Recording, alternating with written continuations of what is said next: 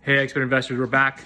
It's Paul here. We're in our latest duplex conversion. Obviously, this is the basement. Believe it or not, this is going to be a big open kitchen, an island, living dining area, washroom in the back there, mechanical area in the back. But the point of this video is to show you something really important, that while you're building your duplex conversion from this day forward, I want you to remember this.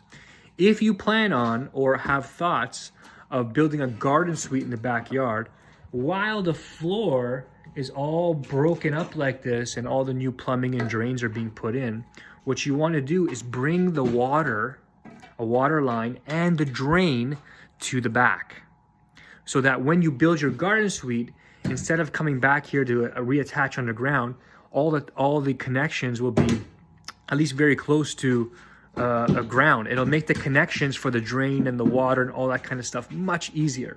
What they're also doing is we're running power through one of the drain lines out the back, so that when I want to hook up the power will be right in the backyard, right behind this window here.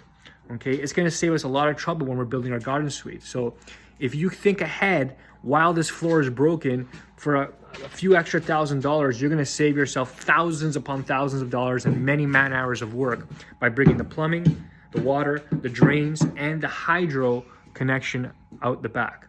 So really important to take note of that if you're planning on building a garden suite while you're doing your duplex conversion.